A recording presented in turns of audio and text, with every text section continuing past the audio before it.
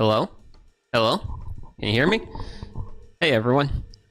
My name's Sugi Yamagawa, and today on VTubing my slow life hobbies in my 30s, I'm gonna be making kimchi. Actually, wait. Is my camera reading? Huh. That's weird. My camera's not reading. Why is the webcam not reading? Wait a second. Is the webcam through the... Oh man. Okay, well, I very clearly did not test everything. Huh, it's powered. Let me see what I can do here. But yeah, I have... That's interesting. Okay, it's reading there. I'm gonna do this. Yep. So, web... Let's see here. That's weird, because that's an image from earlier. Why? Well, let's try the good old unplug it, plug it back in method. I believe in that method quite a bit. And also, all this just goes to show I should have done a lot more testing with when I got these like USB extension cables. So let's go to check it from here. Yep, huh. Webcam's not picking it. Huh.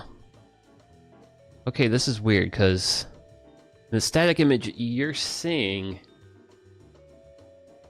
was what OBS had when I first pulled everything up, but now it's not sending the active image through.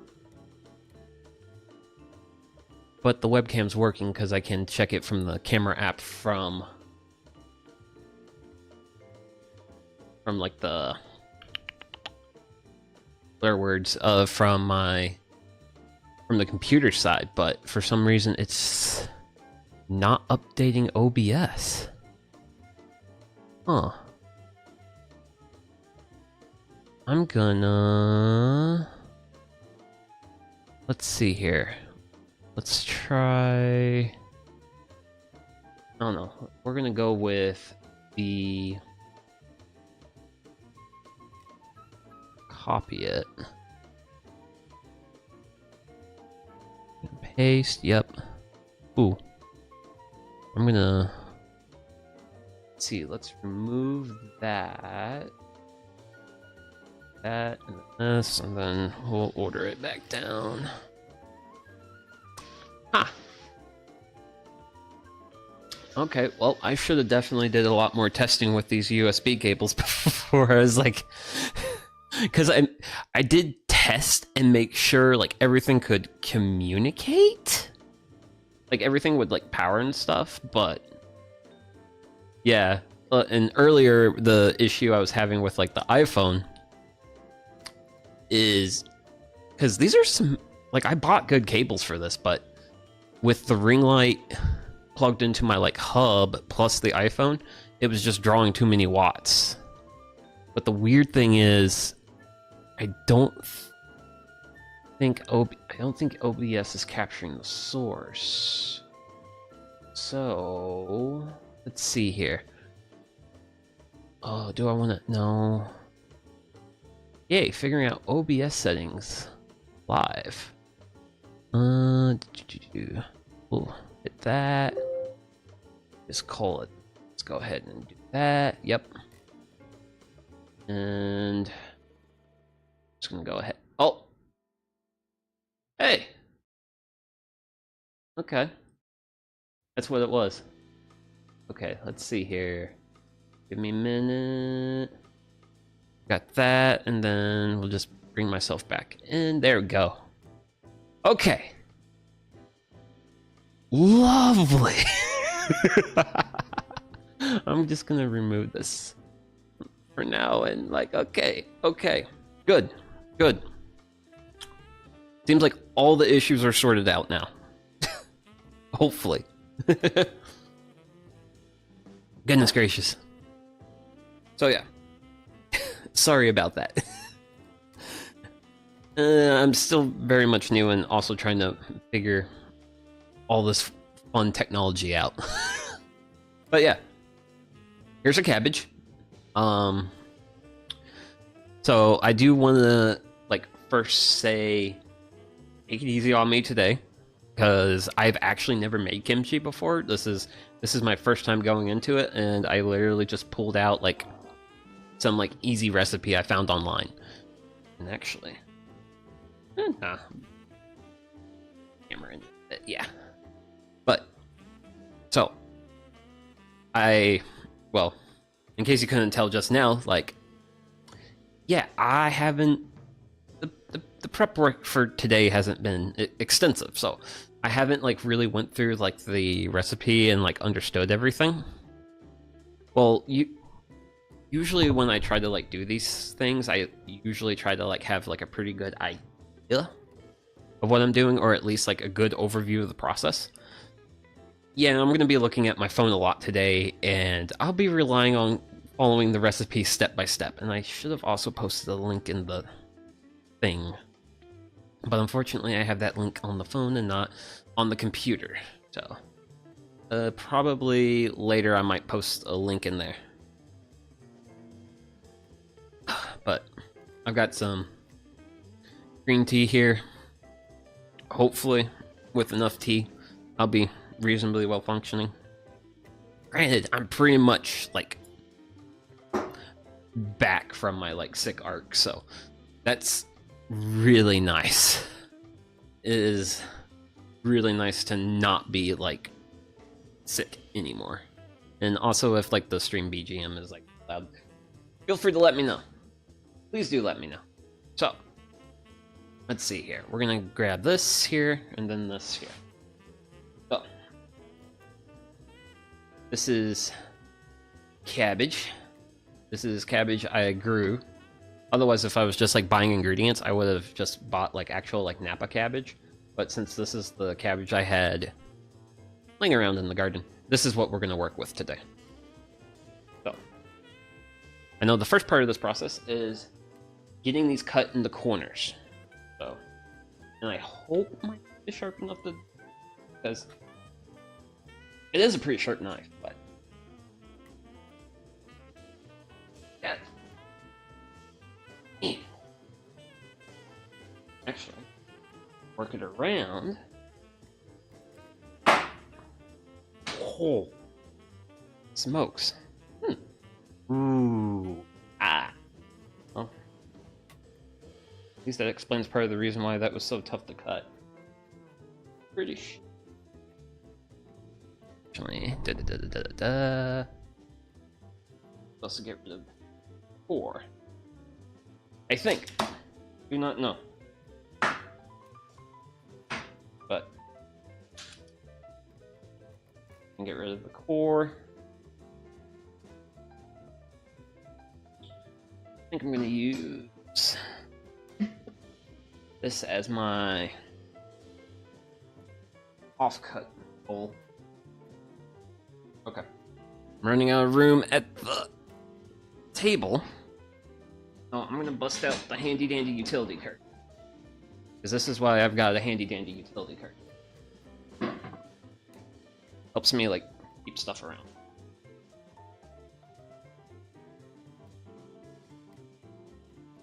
Instructions did say get rid of like the discolored leaf. It does look a little bit discolored.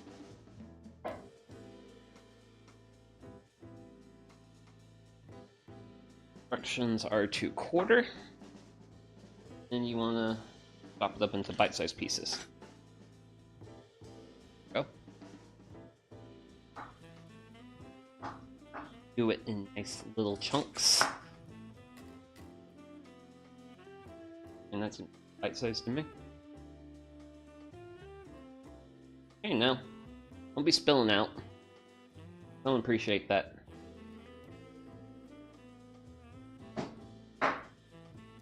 Alright. Goodness gracious.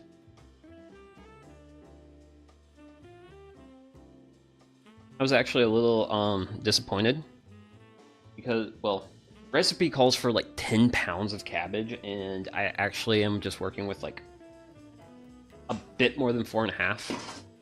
It's gonna go mixing bowl, but judging by how much cabbage just that 1/2 was,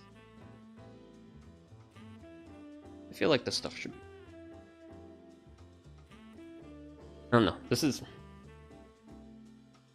local VTuber's first try at making kimchi, so we'll see how it actually turns out in the.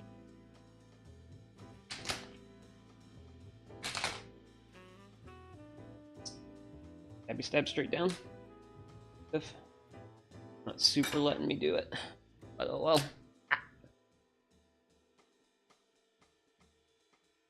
That stem goes deep. Knife goes over.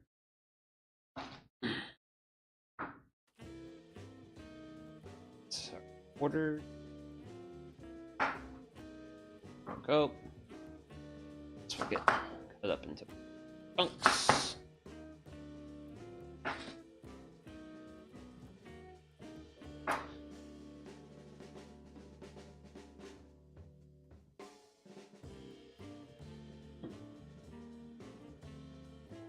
If you can't tell, I don't have a lot of experience working with cabbage. I'm pretty new to this vegetable. This is actually the second year I've grown it in the garden, and this is actually my first time cooking with it. Woo!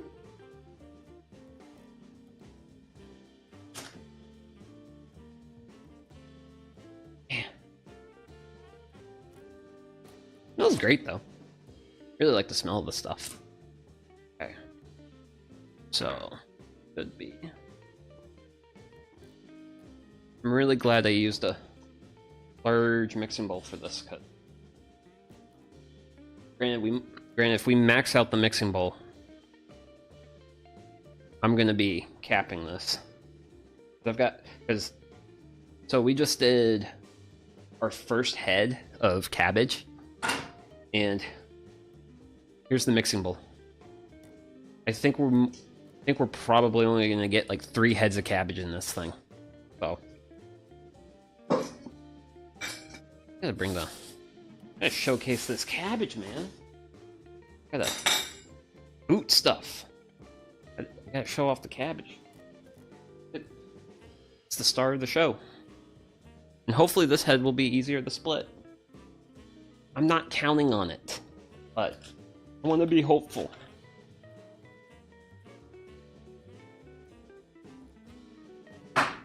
There we go. Yay! It's halved. Now the quarter. There, now you go on that one. Okay. Sit there. Ooh. I really don't want to get injured on stream. That'd be terrible. There we go. Woo! Honestly, I want to take a bit deeper cut off that. There we go. That's a closer to center. Oh, that's going to be 1/4. Sit there. What's the next? And there's the next one. I think I'm gonna do this diagonal. Kinda get some. I feel like some of the earlier pieces I cut off that other head were maybe a bit big. So I wanted to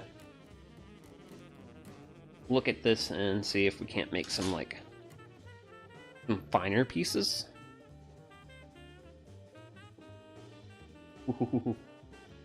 I'm trying really hard not to cut my fingers here. This stuff is pretty resistant to cutting. Cabbage did not want to be cut up. So yeah, basically just be dicing up the cabbage. Supposedly this is like the quick and easy way to do it. Otherwise, if you wanted to use like more whole cabbage, more like whole cabbage for like whole kimchi, you apparently will just quarter it, and you can just ferment the cabbage. The cabbage is like more whole like that. But the brining process that we're about to get started will take ever. Well, like 6 to 8 hours. Like it would be a little long for a stream. So off my end. There we go. Half a doodles on this. I'll just cut it up.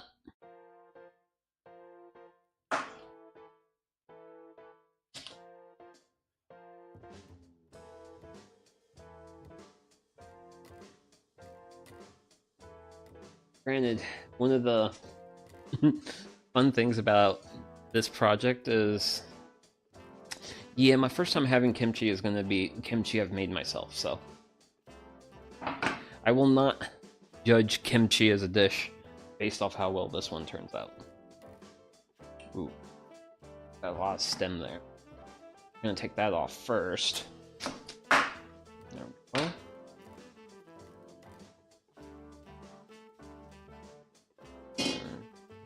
She got a pretty nice flat base, though.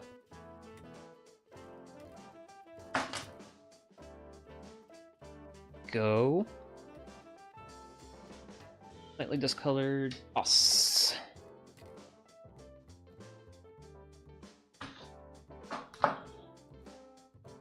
Ooh. Wow, look at that.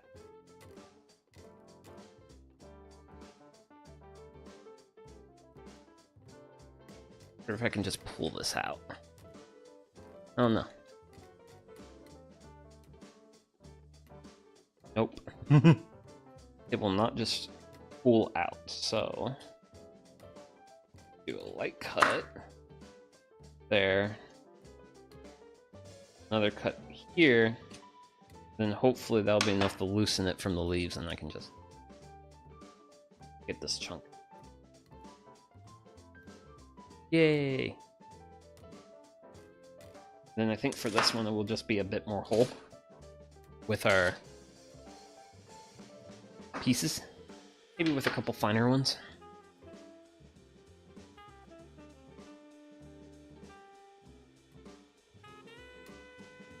I don't know if this is going to be good for the kimchi or not.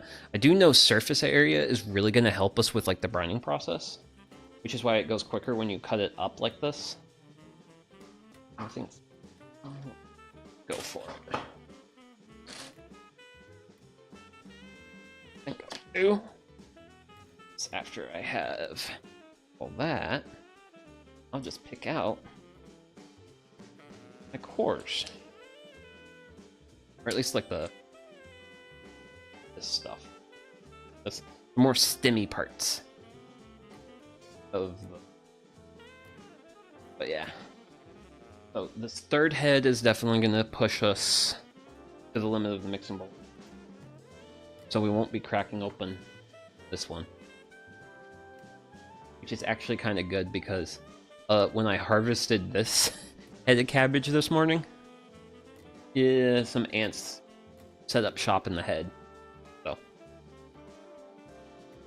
fun fact. Ants will build colonies in cabbage heads.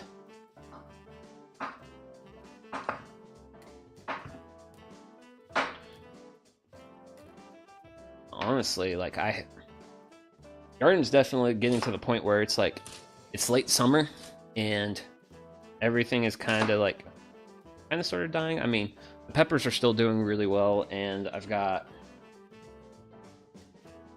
peppers are really doing really well, and I've also got a pretty good supply of tomatoes still incoming, but it's definitely the garden's definitely petering out. So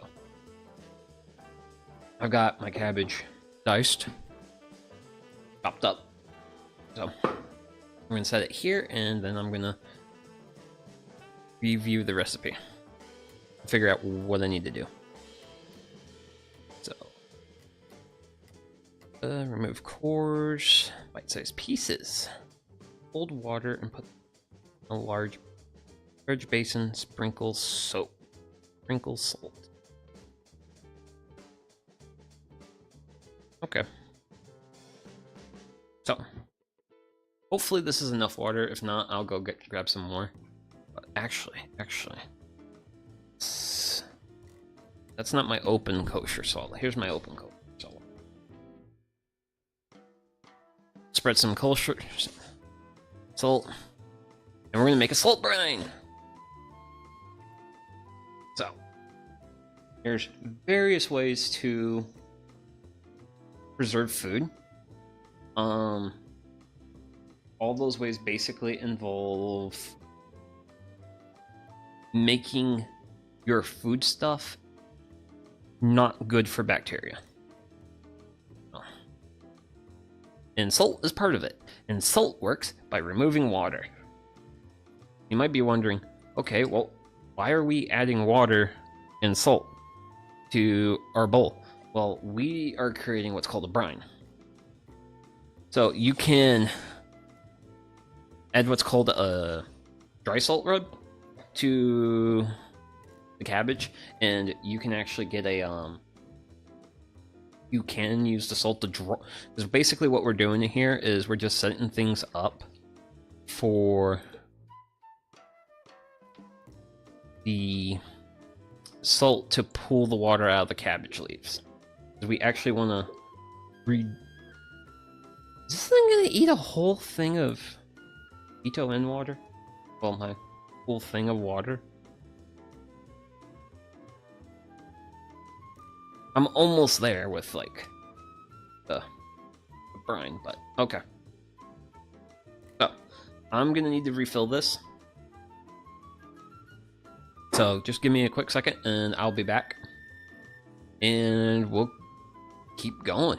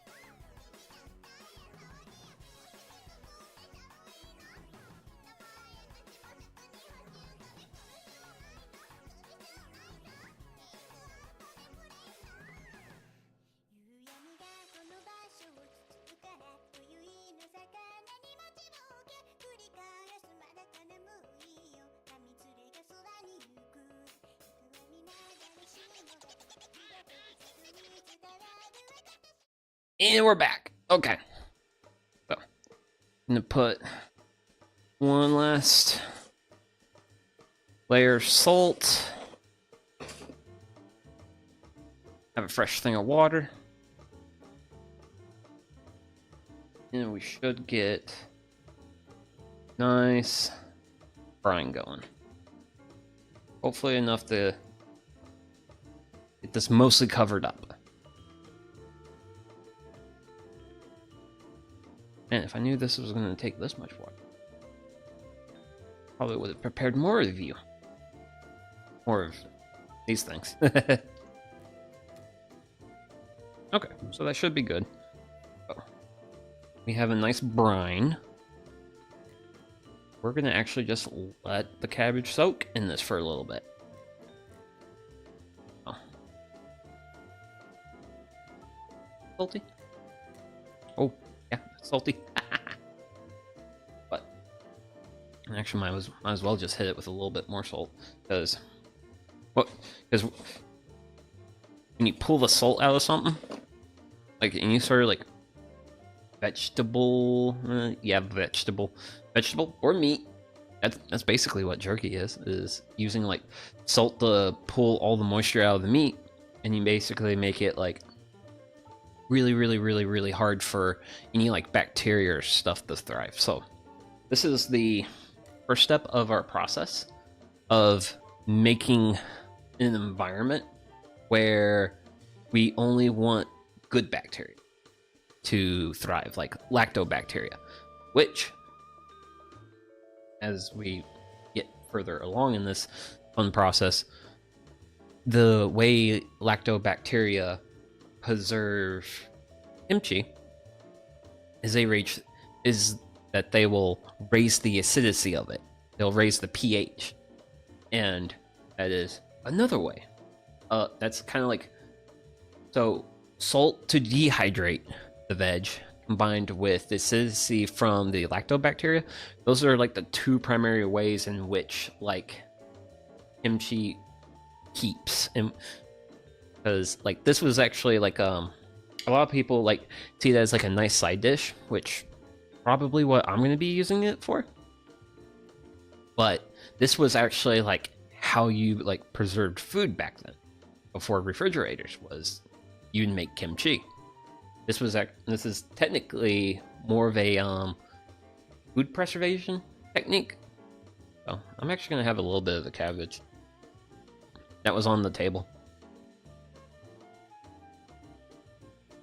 I do want to try. I'm gonna try this. Okay.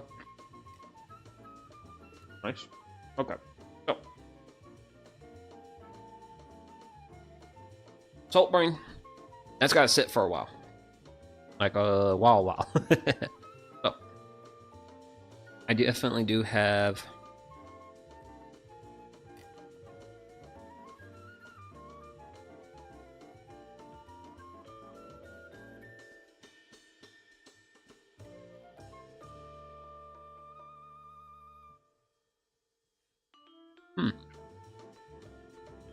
I wonder if I'm gonna have enough containers here, because the next step is we're gonna be making like the seasoning, and supposedly we need a pretty big bowl for this, and this is kind of my biggest bowl that I have available right now, so I'm gonna be because the next part of the recipe is making what's called the porridge, which is a mix of sweet rice flour, which I don't have. Because I literally picked up, like, I harvested cabbage, and I even harvested a couple radishes this morning. Like, I literally did like all the prep for this morning, and let's see here. So I went to the grocery store, looked for sweet rice flour, thinking I could find it like in the Asian aisle or like in the artisanal like flour section, because I knew those were like my two best shots. And I turned up to empty. But there was some like gluten-free flour mixes that use sweet rice flour, but they also had like a whole bunch of other stuff in them, and I was like, do I really want to like do this? Do I really want to like commit to like this? I'm doubtful. So in the face of all that, I was like, I think we're just gonna skip the sweet rice flour for what we're doing today. But yeah, because I mean, now I'm honestly generalizing. I mean, this is my first time going at it, but generally speaking, as long as you follow as long as you like follow and respect the process, you're usually gonna get like a good result. And that's like anytime when you're like cooking or like making anything else. So looking at the sweet rice flour and looking what it would bring to the kimchi, I didn't really I could see myself going without. So so we're skipping that. But we are gonna go ahead and we're gonna grab some sugar, because I actually do have sugar laying around. This is actually, I bought a whole bunch of bags of sugar when I made blackberry wine, like, gosh, how long ago was that? Like, it was more than a month ago. It was like 6 weeks ago. So we're gonna get some sugar, and so going off the fact, okay, so I had 4.5, rather than guesstimate, I can know. So I knew I had 4.5 pounds of cabbage. Actually, I don't know if I can show this to you guys a bit better. That's kind of a bit better. I had 4.5 pounds total. Compare that to 0. Come on, I'll compare you to 0. Ah! Okay. Ounces, 0. Sweet. So, I had 4 pounds, 9 ounces with all my heads. Let's see how much this is. Oh, wow, this is like 1 and 6. So, I've got 3 pounds. So, I should have 3 pounds, 3 ounces in my bowl, which seems like a weird number to work with, but the recipe calls for 10 pounds of cabbage, so based off how much, so since I'm working with like 3 pounds 3 ounces, it's technically an ounce shy of, well, no, but you gotta take 16 and divide it by 3 to get your like third. But I'm just gonna like take everything in this recipe and like cut it in a third, because that's like the amount of like stuff I'm working with. And also, goodness gracious, there's so much stuff here. Also, here's like the fermenting jar I got. We're gonna put the kimchi in this when we're done, because I don't have like a super big crock, and I think this is gonna be great for the amount we're making. I'm hoping to end up about where my thumb is in terms of fill level, but we'll see. We'll see. I have no idea how this is going to turn out. I'm very much in unfamiliar territory. This isn't beer brewing. I like to consider myself pretty good at that. But this is uncharted waters for me, so I think the recipe called for a 1/4 cup. We're gonna want, yeah, so we want a 1/4 cup of water. Well, we want a 1/4 cup of our sugar, and then we're gonna want, it asks for 3 cups of water. I'm actually gonna pare that down to 3/4, because we're not gonna be using like the rice flour. So I'm just gonna par down the water.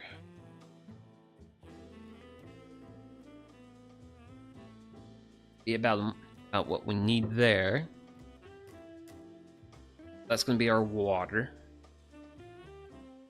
And this is gonna be the beginning of the sauce. This is gonna be like the thing we use to like actually season the cabbage with. Whew.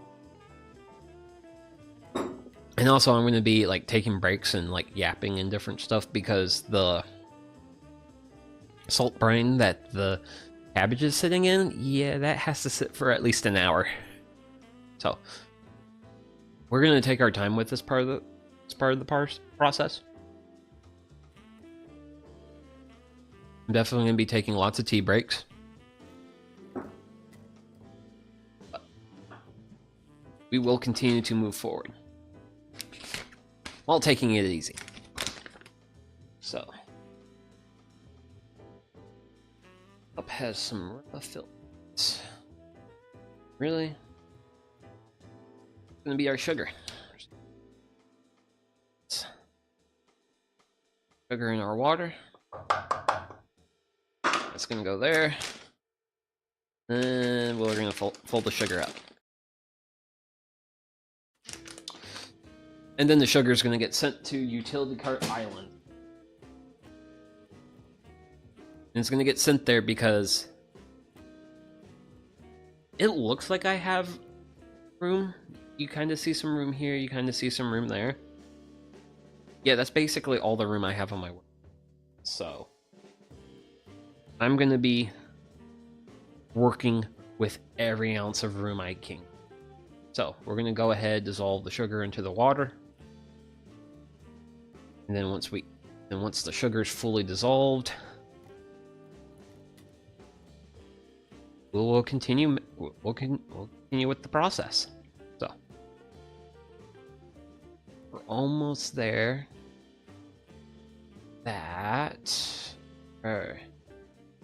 And a little bit. Come on. Oh, you want to dissolve? There we go. So it's our sugar. So we got sugar dissolved in water. Technically, we would also have sweet rice flour, and this would be called the porridge. But we're not going through all that, so. Now we're gonna add fish sauce, hot pepper flakes, crushed garlic, minced ginger, minced onion.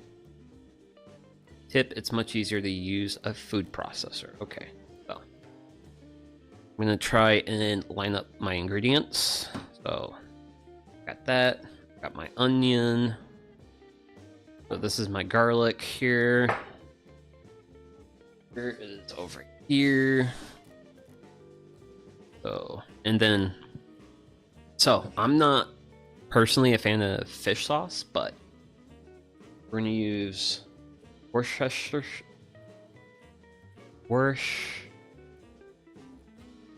Damn it, this is always a tongue twister for me. We're gonna be using this. We're gonna be using this sauce as like the substitute for the fish sauce. So I gotta head back up to the top of my recipe to figure out how much I want of everything. So I want like 1 cup of crushed garlic. So we'll start with there. Start with garlic, or I could start with the pepper flakes, which the recipe calls for 2.5. Here's my dry measure.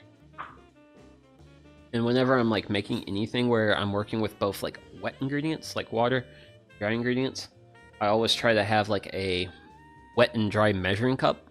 So that way, one, I keep stuff separate, but also like if I were to like put my red pepper flakes into the container I use for my water, yeah, I'm gonna have red pepper flakes stuck all over to the side of that.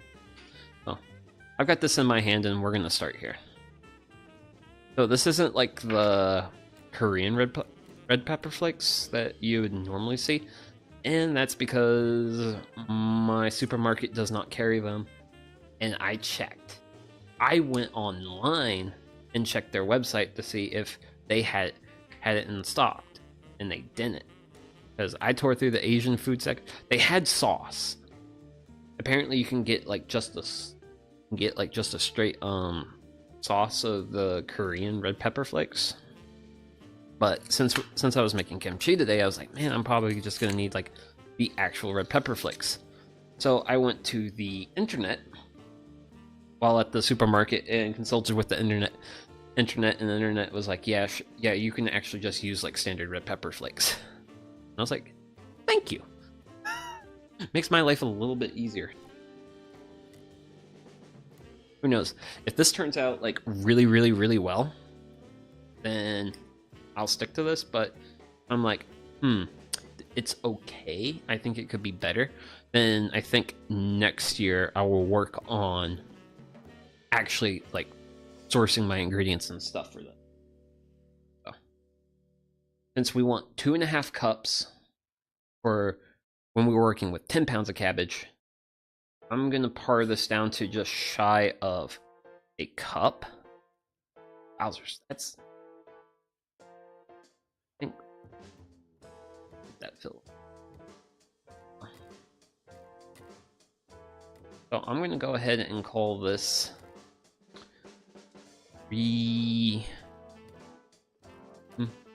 like, not sure what the unit. Damn it! I need the math. 7/8. 7/8 of a cup. So we're just gonna put that in there. Yay! Okay. That goes there. This goes here. So that is one more ingredient I'm not working with. The utility cart of not on my workbench. Okay, so that's gonna be. That's our. So go ahead and start with onion next. I have.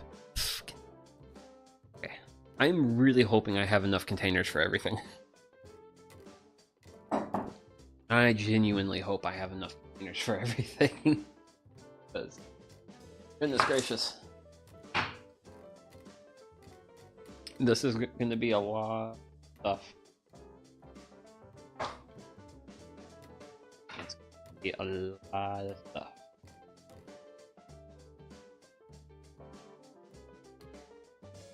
How will my outer jacket on my... Not sure. Sometimes I like to save that last. Oh. Okay. So I'm basically getting my best. If I can achieve this with an onion, I'm a very happy Sugi. Yeah. Love it. I love it when my onions peel nicely. Granted, I do have this.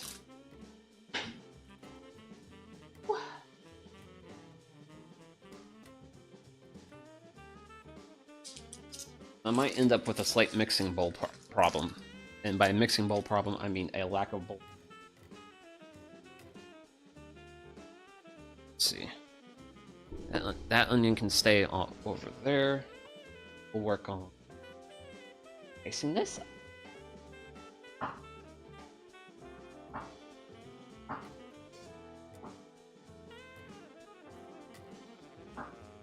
You know. Attached. Go. I don't know how, like,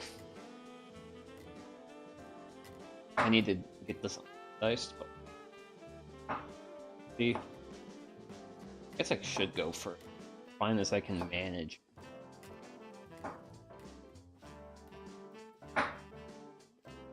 We'll see what we can. Bloop. And then all that fun stuff. There. Looks around all the various things of they're occupying said guy's desk. Put on.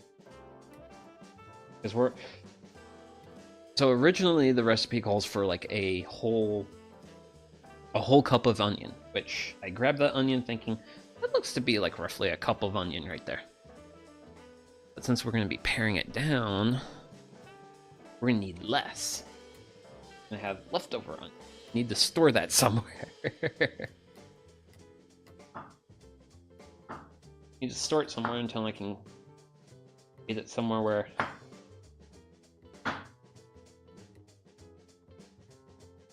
I can preserve it.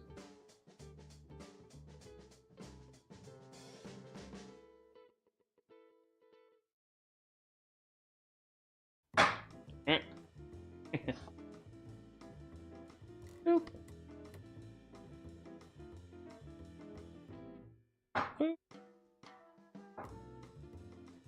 Okay.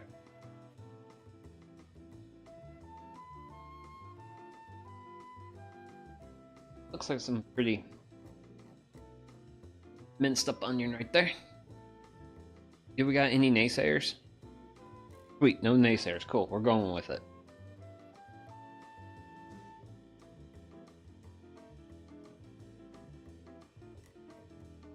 Off board. Is onion a wet or a dry mesh? Am I working with seasonings anymore? Maybe, possibly, I don't know. Okay, well, I'm gonna kind of just break them up a little bit here and figure out roughly what I want. I want a cup. We want a cup if we were working with like 10 pounds of cabbage. So that's our remainder onion right there. And then here's what we're gonna put in. So that's gonna be onion for the onion for the sauce. There. It's onion. Yay! That's one more. That's one ingredient. Garlic time. So, garlic. Oh, 1 cup crushed garlic. Granted, I only need 1/3 of that. Granted, I am a fan of garlic. Wow. Oh. Woo. Smells powerful. Let's see here.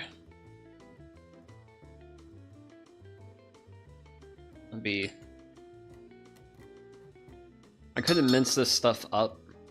I do have some garlic cloves upstairs and stuff, but I was like, no, I'm buying pre-minced. I've minced garlic before, and it's not the worst thing in the world to do, but goodness gracious, like, garlic is so sticky. Like, if you're like mincing it, like, it's the knife, it's the cutting board, it sticks to your hands, it sticks to everything. Kind of like a pain, kind of like a bit of a pain in the butt ingredient. Might be. Just kind of level it out in my cup. I think we're about at 1/3 of a cup there. Cup. 1/3 of a cup. Okay. There, the lid goes back on. Ah. Whoops. I didn't take the plastic seal off. Okay, there we go. Yay! Okay. So we got that done.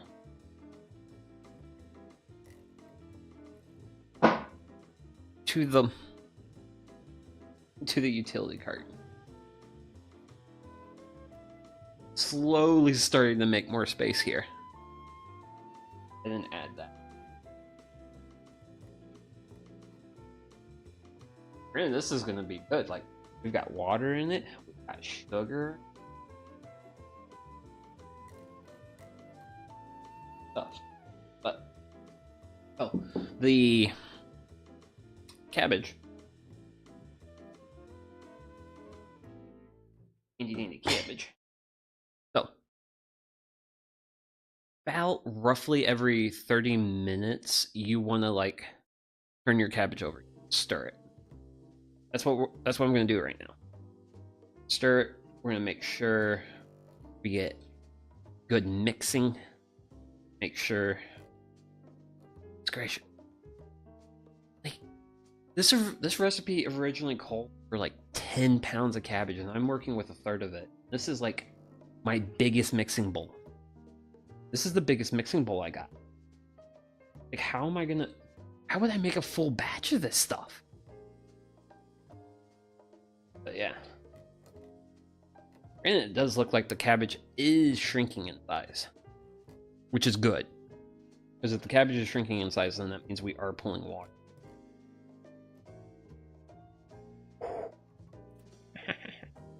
Actually kind of fun stuff to do.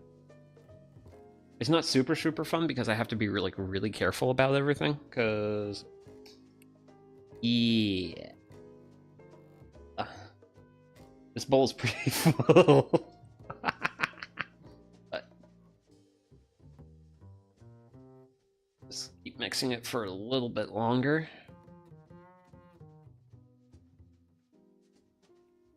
Real nice. Make sure all of our cabbage is exposed to the salt water, and that way it gets all the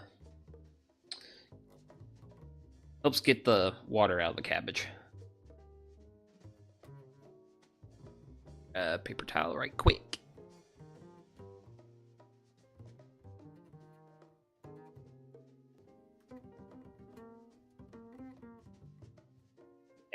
So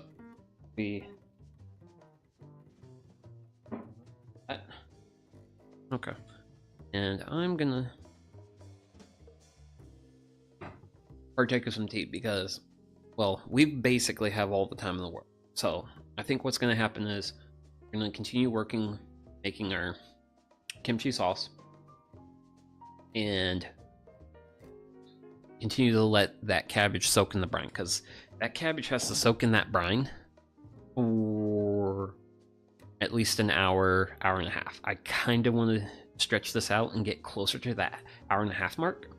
So just gonna be taking lots of breaks in like this process. Granted, that's actually like a really good thing, because say like yesterday I made beer, and this was actually the first time I made beer in like 3 months and didn't stream it. And it was actually really nice to just take it like really easy with the process. I didn't have to worry about talking the whole time. I could have my favorite tunes blaring, and I was just able to just like enjoy the process, which was nice. It was lovely. It was a lovely afternoon that went to a day that had not the best start, but that's entirely on this dumbass that's here right now. Yeah, I was kind of hungover yesterday morning, and yeah, it was rough. But by the time the afternoon rolled around, I was pretty much feeling better. And I was able to get batch 2 of my October, because I always make 2 batches of Oktoberfest every year because it's my favorite beer. It's my favorite beer of all time. So wasn't gonna stream making batch 2, but I think I might. I'm still thinking about this or not, but I might stream making the next batch of beer. Which next batch of beer that I'm gonna make is going to be my pale ale that I make every year with hops I grow. So I've got 2 good sized bags of hops, so should be able to make a pretty good pale ale with what I have. Ooh, man, lovely. I'm just gonna wring the last little bit of tea out of my tea ball, and then I'm gonna actually make some more. Oh, grab my handy dandy tea kettle. I'm gonna add just a little bit of a more limited than I thought supply of water. I'm gonna set that up there off to the side, and oh, let's see here. So I've got a couple of. So here's the tea I have on hand right now. Here, let me do like this. Oh yeah, here's what I got. So I've got green, English rose, and then I have breakfast. I think I'm gonna go with the breakfast tea, considering I just finished. So the tea that I had in the tea ball, that was gunpowder green tea. So I think I think this is what I'm gonna do, where I'm gonna go with I'm gonna have a green tea, and then I'm gonna have a black tea, and then I'm gonna have a green tea, and then I'm gonna have a black tea. So, but yeah, we're basically just gonna be taking it easy today. So, just gonna wait for that tea to boil up, and once I get poured into the, well, once we get tea made, we'll keep working on our sauce. It smells amazing. It smells really good. It's strong though. It's really strong, but that's a good thing. That's gonna be a good thing, because actually, since we're waiting for water to boil, granted, it doesn't sound like it'll be long. Here's our next ingredient: ginger. I actually tried to grow this last year, and I did okay with it, but I think I was a little late starting my ginger. So I didn't have like as long of a growing season as it needed to. Whereas the cabbage was probably a bit past its growing season. That's also like a reason why you kind of see like the leaves eaten up a little bit. Granted, so my broccoli plants, my broccoli was probably like donezo like a month ago, and yeah, some bugs that really like Brassica oolacea, specifically broccoli, just went through and just like tore the broccoli to shreds. And once they finished with the broccoli, which I presume they have a preference for broccoli, they started getting into my cabbage. So that's kind of the reason why we're doing this now, is like, okay, this cabbage has been sitting out in the garden for far too long. I need to get this cabbage harvested, and I need to get it out of the garden, because the garden's currently getting overrun by bugs that are fans of that apparently prey on Brassica oolacea. Which, Brassica oolacea, that is the Latin name for broccoli, cabbage, cauliflower, kale, and Brussels sprouts. I think there's one or two more.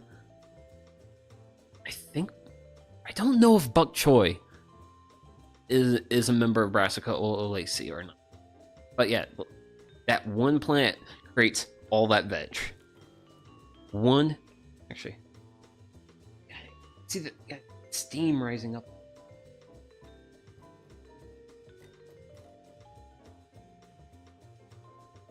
Or a little hot water. There we go.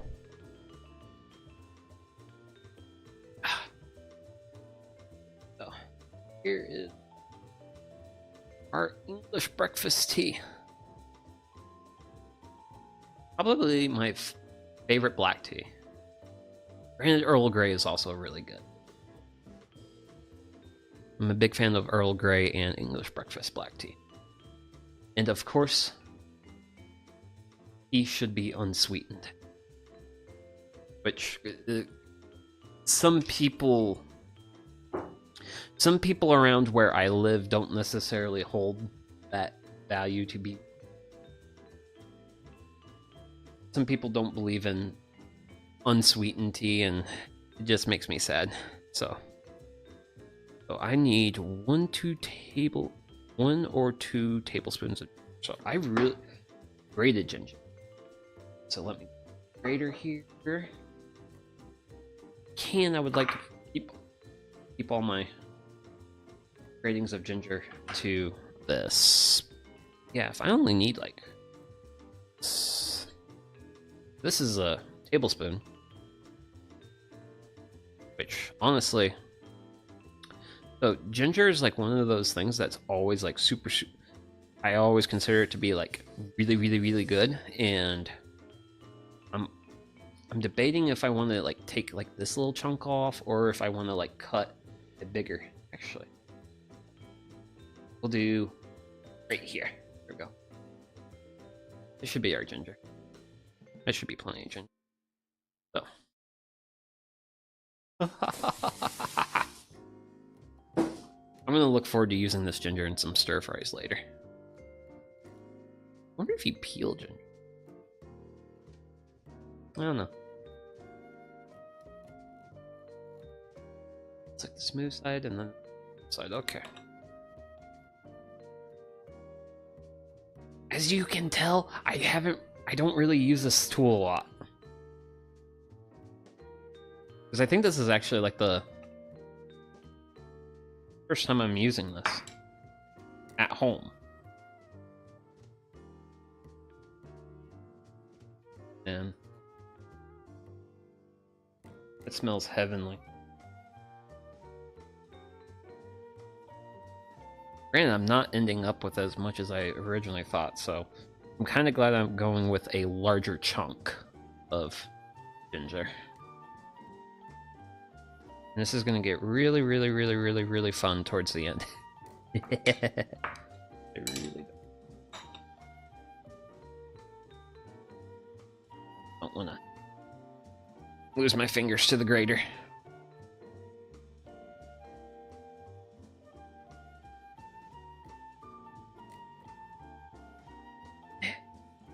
But the smell smells absolutely amazing. Definitely making the work right now be like, yeah, this is worth my effort.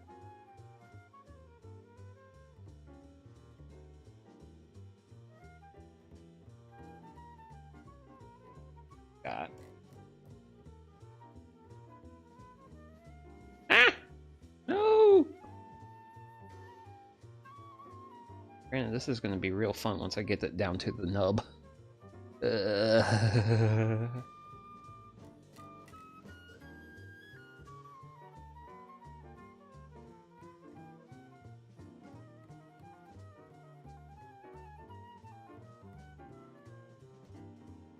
Oh my goodness.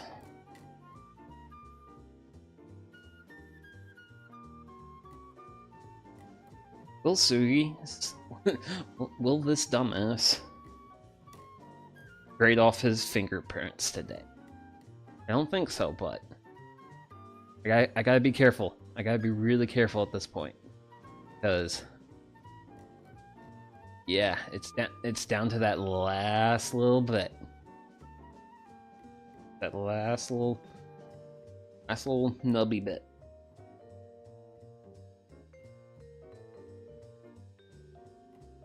Genuinely get concerned for my finger safety at this point. Actually, a little concerned if I was going to end up. But wish I could. Greater though. Let's see here.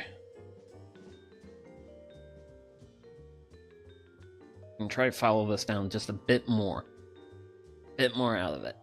Then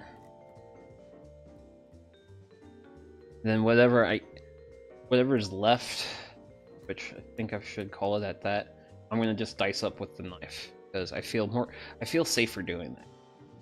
I feel safer doing it. But yeah. But we got some grated ginger on my finger. I feel like that should be roughly what we need, because the recipe calls for like a full tablespoon. Give me a minute here to grab the tablespoon. So it calls for a tablespoon or two, or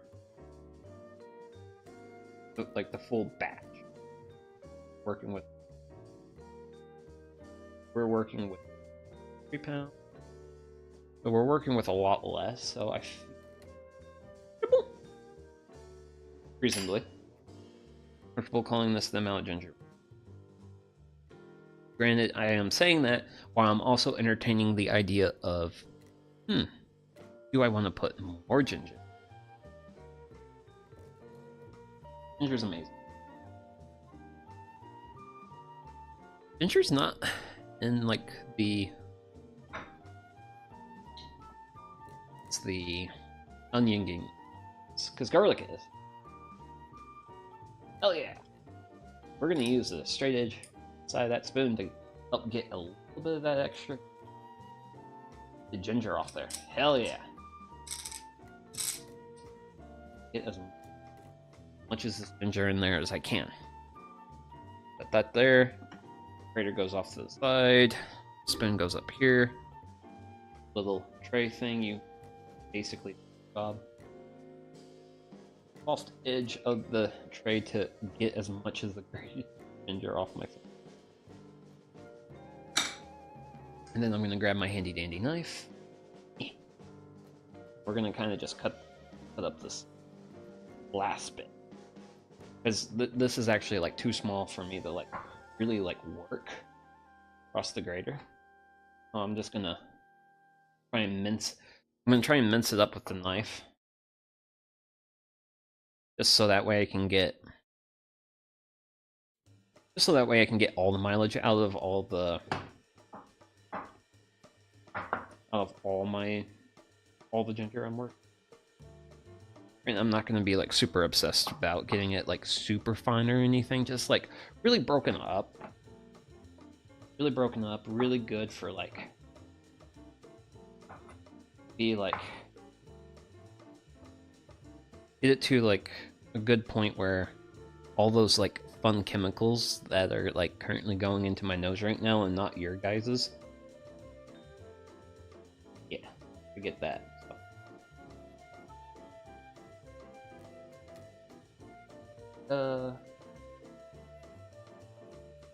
Then we'll get the remainder. Bloop.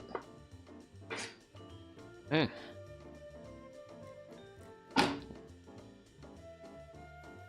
Ginger.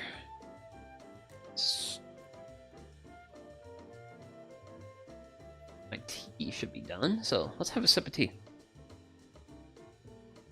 Ah, tea is great. Tea is amazing.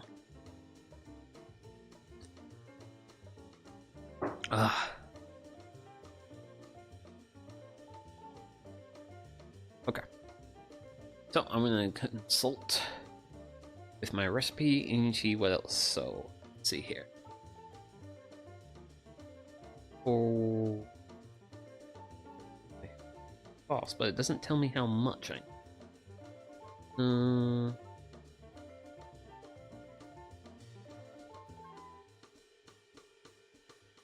Sauce, pepper flakes, garlic, or onion.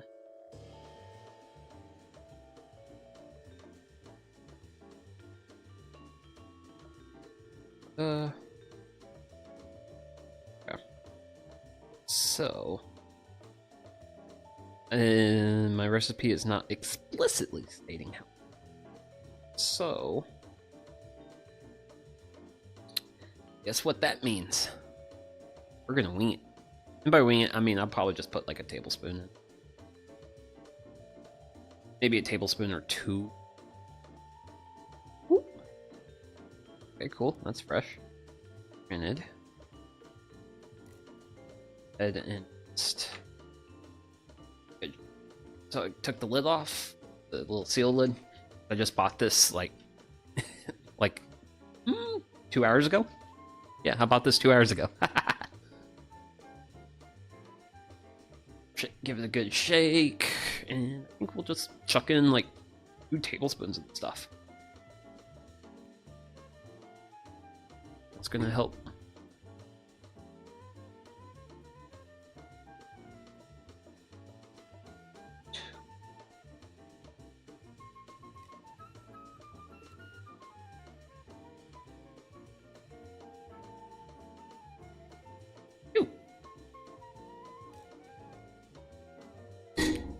Yay!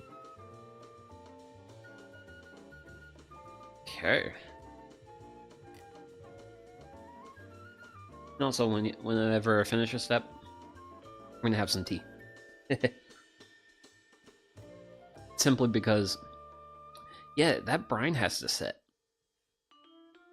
I think that brine's gonna sit for like probably another 5-ish more minutes before I'll give it another stir again. So we have a little bit of time.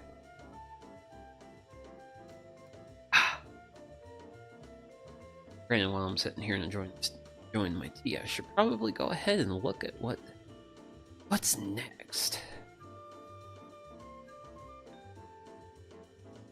Stuff. Okay.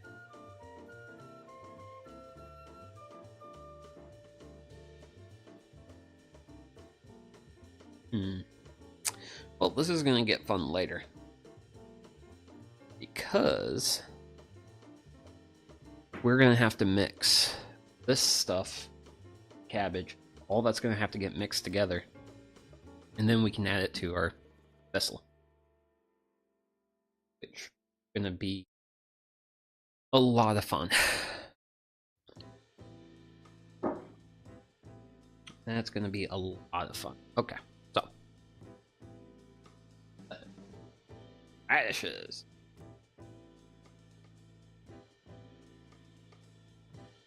Radishes. I pulled. Oh yeah, everything I got here. Here's all my radishes. Here's all the radishes I pulled. Because I was looking at the recipe and stuff, and because it looked like it did call for a fair amount of radish. Well, I think we're just going to run with the. I think this should be plenty of radish for this batch of kimchi. Should be. And now I have to do a style of cutting I've never really done before. So it wants. So for kimchi, it wants some like julienne, which is basically like long, fingery strips. And I've never done that before. So I'm gonna cut the top off. So got basically the root and top cut off. And I have no idea how I'm gonna do this. Other than just wing.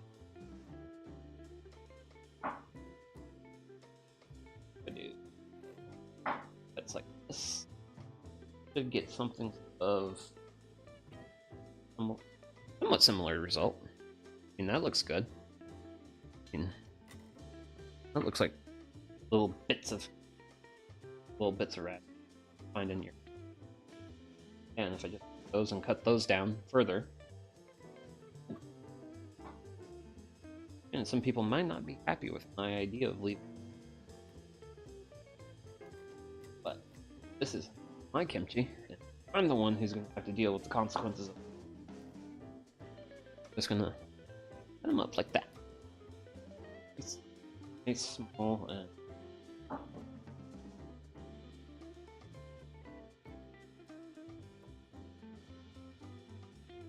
good.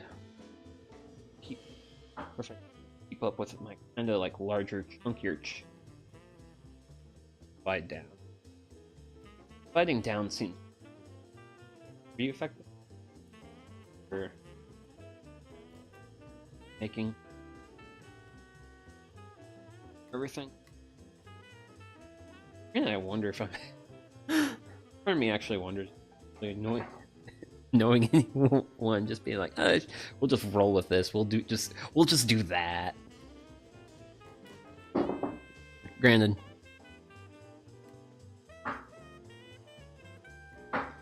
if I am, I will kind of apologize. I'll kind of apologize for being very corner cutting, but that's it. Woo. Okay. Thank goodness for fingernails. Big thanks for fingernails just now. Okay, well, we're gonna take a new level of caution because I nearly cut my finger. Using my flat top as a base, we're just gonna rock it down. Apparently, just trying to go straight through it was not a good idea. I'm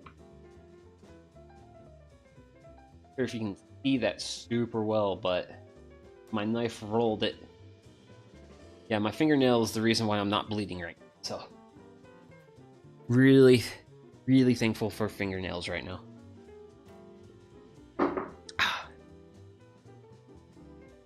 Well, I wonder if that's the reason. I wonder if that's the actual reason. They'll like peel them. They cut easier. Feel like it, but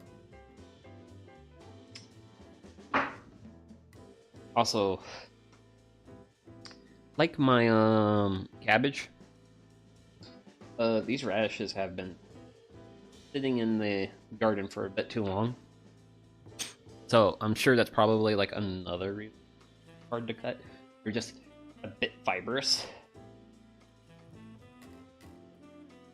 Definitely an aspect of what's going on here.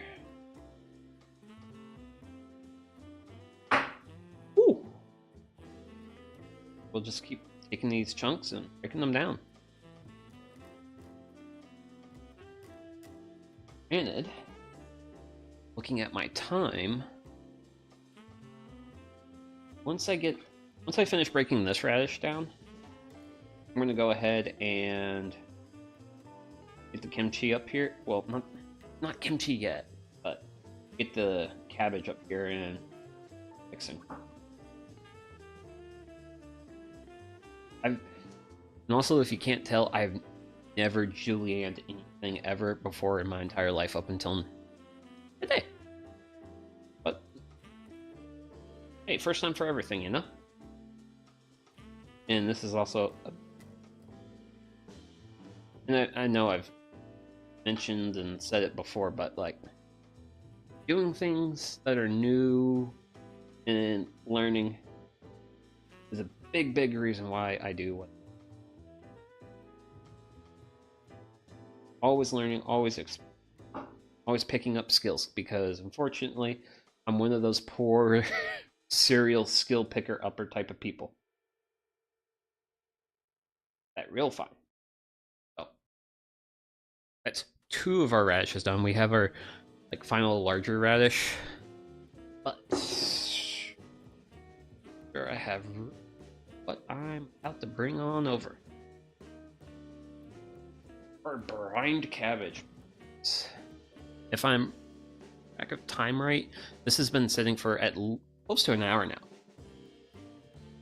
And we still have ingredients to prepare, so that makes me really excited because I'm actually gonna do one part of this recipe right, because this is supposed to brine for like an hour and a half. So give it a nice. Wow. Yeah, the cabbage leaves are definitely getting softer, which is good, because so if they were still being like really firm, then that means the brining process isn't working. But if the cabbage leaf is softer, then the brine's doing its job. It means we're getting water pulled out of the cells. I kind of want to, if I ever find like any of these like bigger chunks, break them up. If it's going to be too much of a mouthful, don't want it in. Or just break it down to the point where it's like bite size. Because that's also going to help with like this brining process. Ooh, don't spill. Thank you.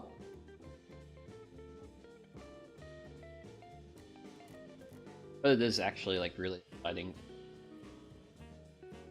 Actually make something cabbage, because yeah, last year I think I only got like 2 heads of cabbage, and this year it was 4. I grew 6 plants of cabbage, because I had cabbage in a few dishes as like a side and stuff, but I've also so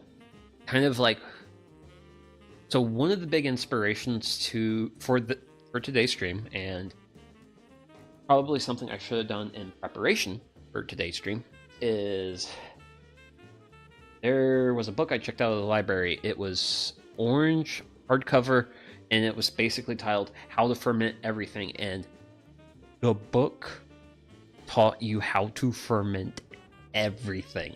Everything. Like it was a really, really good book. But yeah, that was kind of like my inspiration for like kind of wanting to try chi out, because I really do like of making like growing my own food, making a fermented product, and then just having like a big giant jar of it sitting in my fridge, so that way if I need like a side dish for it or anything, I literally just have to like open said jar, take out a portion of food, throw it back in fridge, and it just keeps for months on end. Sugi as a bachelor really likes that. Sugi as a bachelor really likes easy side dishes. Man, this is actually have like a really nice smell to it. I also want to crush it down. It looks like when I crush it down, volume of like the volume of cabbage leaf is actually really going down nicely, which that's also like more of an evidence that we're pulling water out of the cabbage. Let's do maybe a more easy mixes at the top and be done with mixing round 2. Done with cabbage sticking to my fingers. Pick this up and set it off to the side, so it can continue the brown. Then I'm just gonna wipe my hands down with a paper towel right quick. Granted, we are basically getting to the end of our ingredient prepping, because we basically got beef radish, and then I also have some green onions, and we're gonna prep some green onions, and we're gonna mix everything together in our sauce bowl. That's it. That's gonna be the sauce for the kimchi. Yeah, this can go off to the side. But yeah, we're definitely getting towards the we're almost done point. Cabbage can go over there. Oh, that's exciting, but also like I need my brine to sit for about a little bit longer. I would like to let it sit for. So for this round of radish, cut it because it's kind of a longer piece. And I feel like some of these pieces are about as long as I want them. Actually.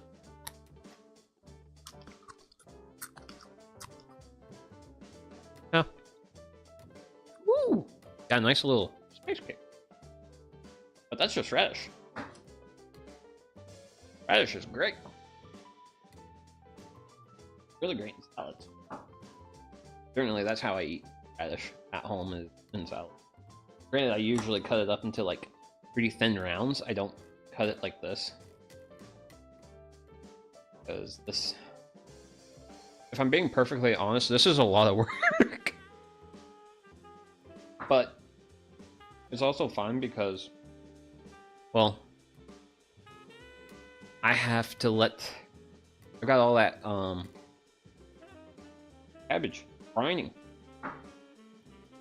So as all that cabbage is over there having to sit and brine for a bit, it's fine. Really fine. Just have something to work on while we let that do it.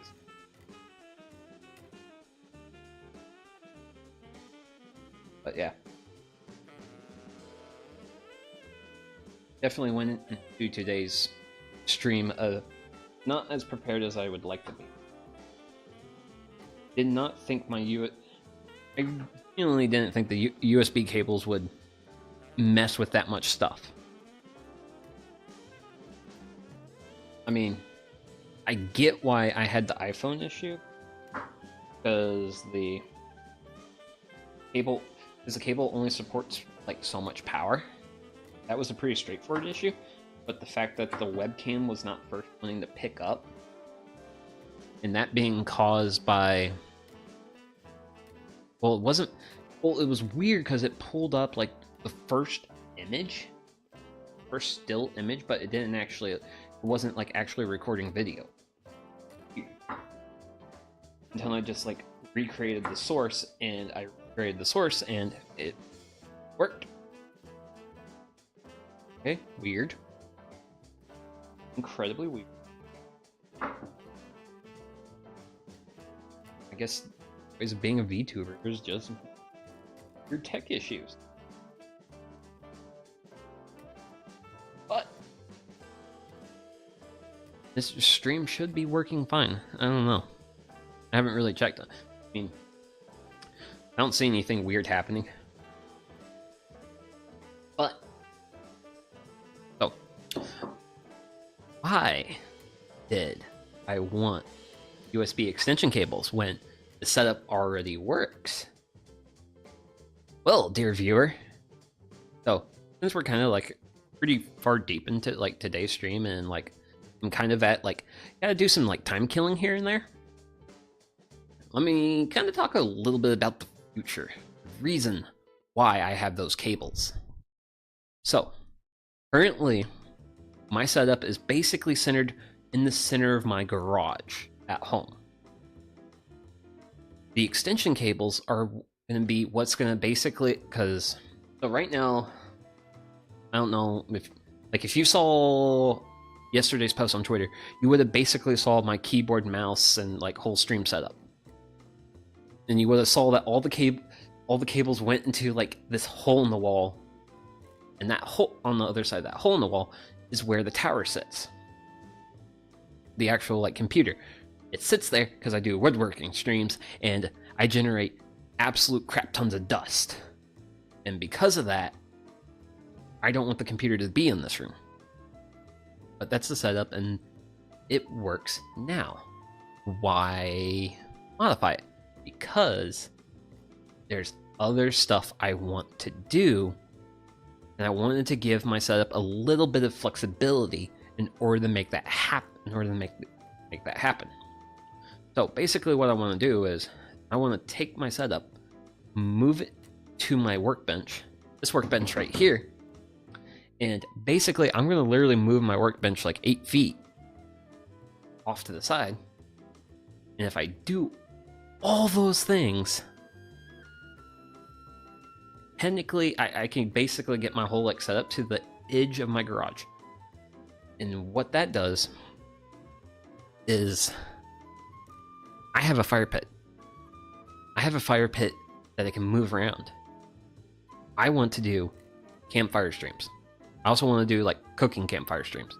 So that's kind of the whole reason for the USB cables, and wanting to take my setup and move it. So I want to be able to like give the setup a little bit of flexibility, so that way I can literally just move everything over by a couple of like literally like 10 feet, like less than 10 feet even. But that's going to give me the ability to do campfire streams and not smoke myself out of my own garage like a certain other VTuber I look up to a lot. So that's a thing that's going to happen at some point, and when I actually first do it, it's actually going to be a guerrilla. I'm not going to schedule it. I'm not really going to promote it a whole lot or at all, because it's going to literally just be like a test stream. But yeah, that's kind of like that's the reason for the cables, which getting those cables and getting all that was the reasons why the stream, when it first started, had so many fun technical issues. But we have since overcome those, which I'm genuinely pretty glad that I was able to get that resolved as reasonably quickly as I did. But yeah, that's a little bit of the future. Is that something I really want to do?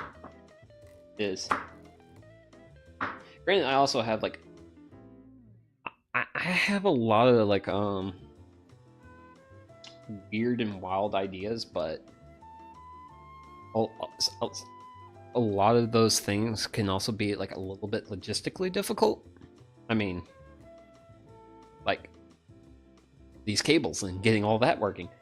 That was definitely a little bit of logistics. Getting these cables fished through the wall was kind of a pain. But I got it done though. I was actually really excited when I got it done because it was really hard to get the cables fished through the wall because basically the old cables for like my peripherals and various things, those were thinner than, because I wanted to get like nice cables that could support stuff that I'm hooking them up to, like, which apparently they were not as nice as I thought they were. Granted, all of them are USB 3. Sorry, I don't know enough about tech, other than knowing like it's good for like data support, because I do have a USB hub, and my USB hub is what my phone, webcam, and mic are all plugged into. And before the stream, my ring light. But unfortunately, the cable can't support having all those things, so I had to trim it down to just 3 things in my USB hub, which is fine because my ring light, it just needs USB power, and I have power strip on my wall, and then I basically just have like one of those like boxes that you just plug into it. Bloop. Man, this is going to be pretty heavy on radish, I think. Which is fine, but definitely going to be heavy on radish.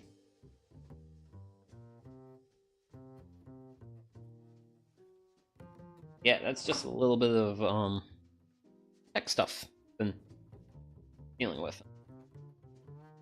Going to be even funner about tech stuff is because I have to figure out how to plug a game controller and set up at some point, because my bestie, good guy Travis, who pretty sure is streaming on Twitch right now. I think he's streaming Stardew Valley.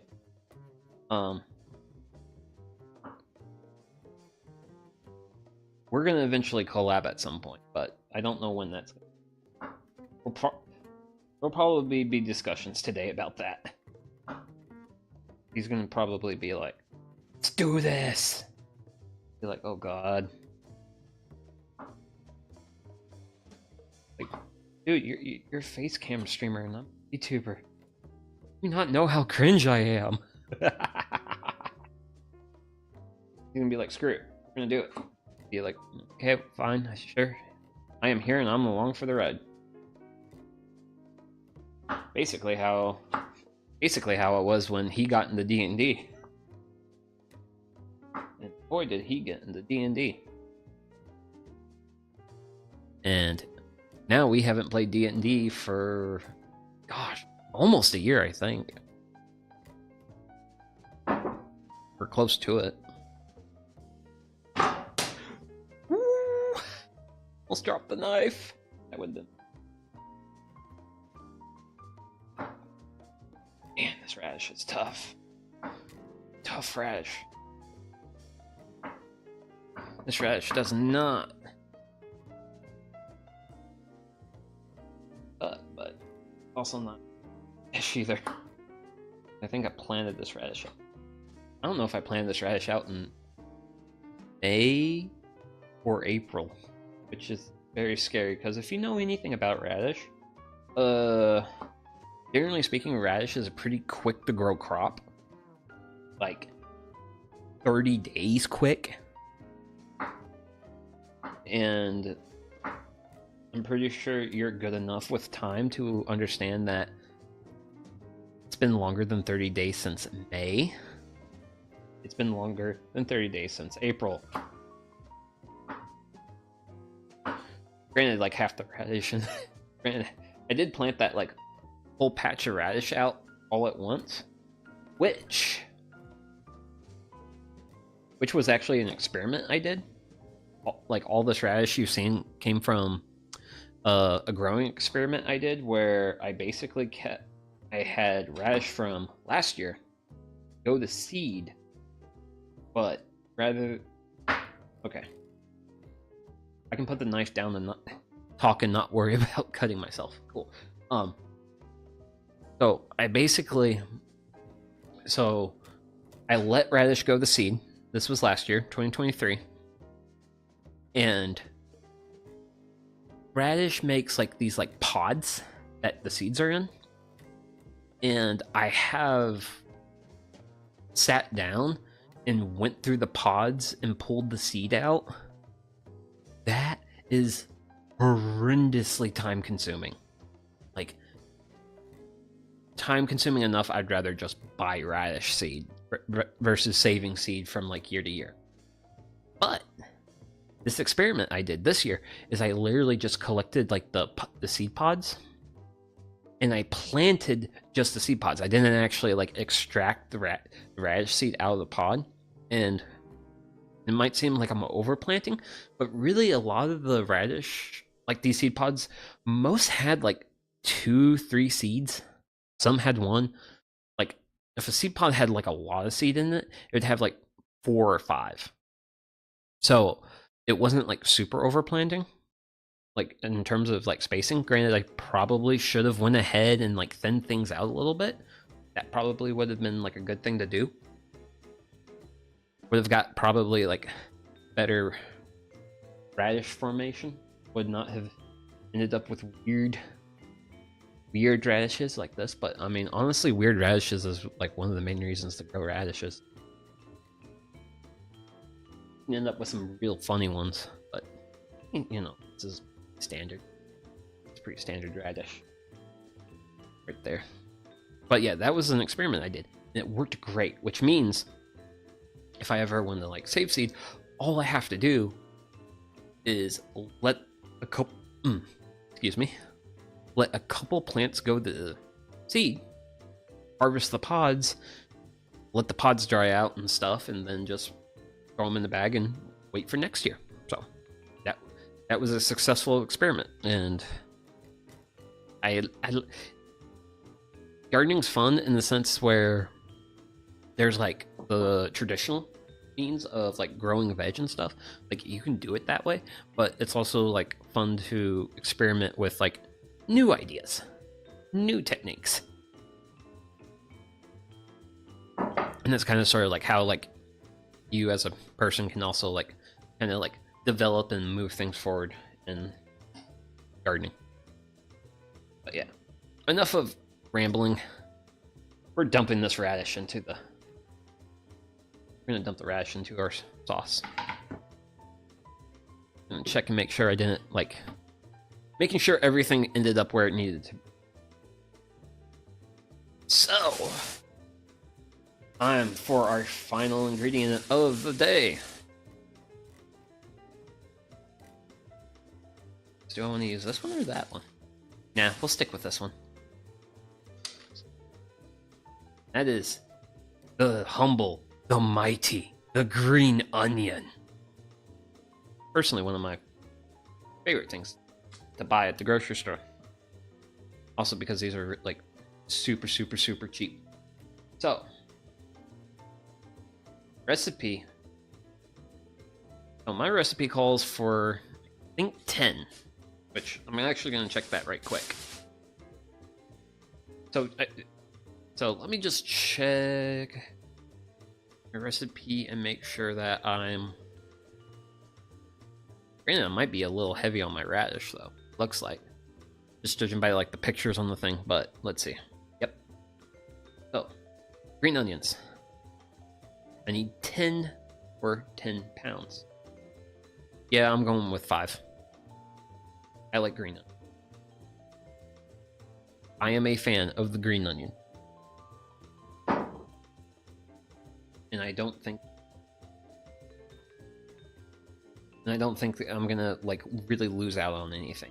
But first things first, we got like a little bit of like dirt and stuff, so I'm just gonna like clean it up with my fingers. Get all these nice cleaned up. Make sure all that dirt only at the root level, which is cut off. So we'll get to that point, and so all these are cleaned up. Start slicing and dicing. Yeah, you can sit there.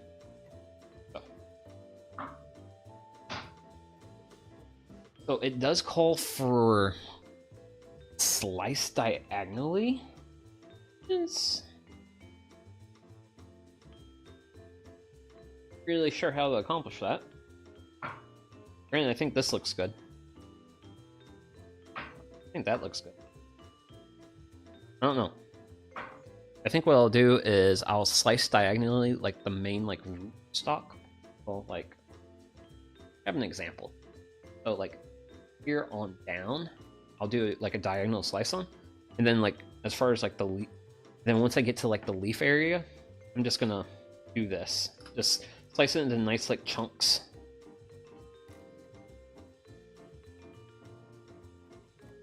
Yeah. Green onion. One of my favorite ingredients. Granted, in case you don't know anything about me, I'm just a big fan of like onions. I like onions, I like garlic, I like the whole alluvium or alluvia genus of plants. I'm a fan of the whole genus. Kind of want it to be like a little chunky, little bite-sizey.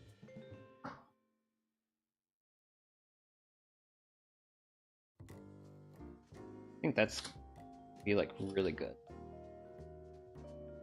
Don't want it to be.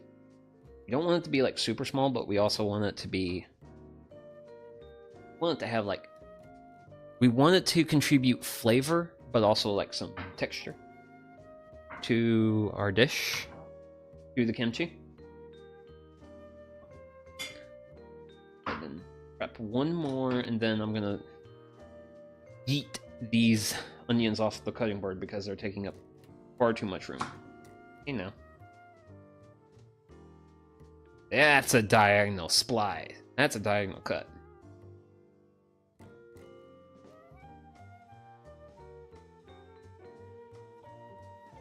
Which I assume you do which I'm assuming you do diagonal cuts because you want to like open up the flavor a bit more.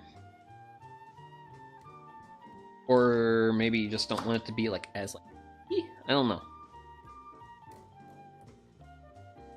Granted, if anyone's got like any experience like making like kimchi or even like working with like ingredients what we got here, feel free to say something.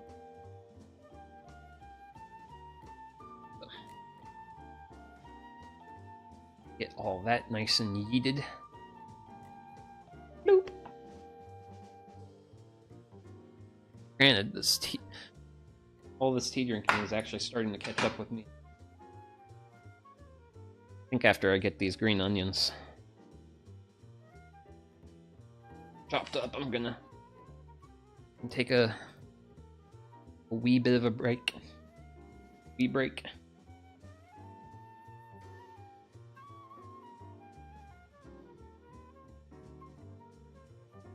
For some reason I just got like it's got like this like weird feeling of deja vu. Don't know why. I have no idea. Not a clue in the world. It's like man, bit of deja vu. Sure why.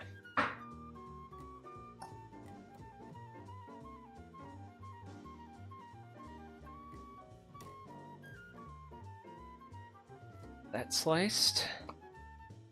so, like so, so. Yeah.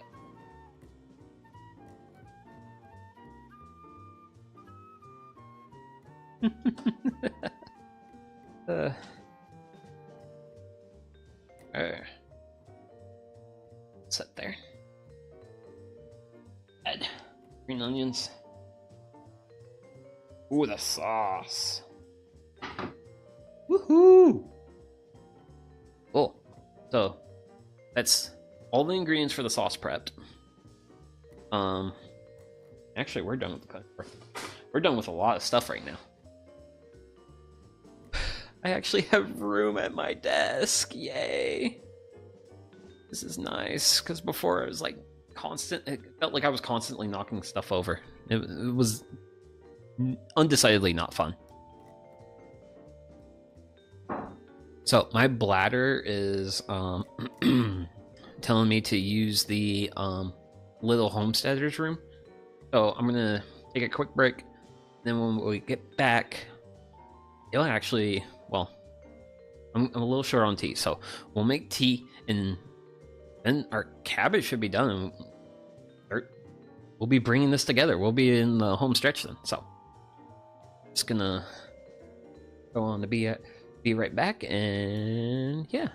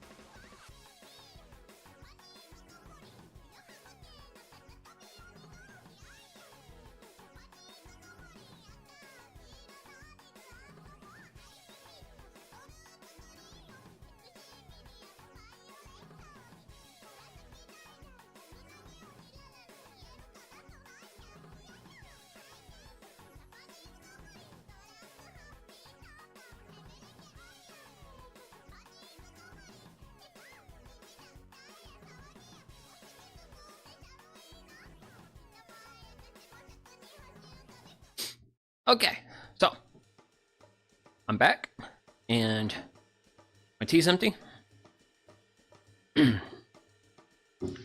So I'm gonna make a quick cup of tea, and I'm gonna pray I have enough water for tea. Let's see here.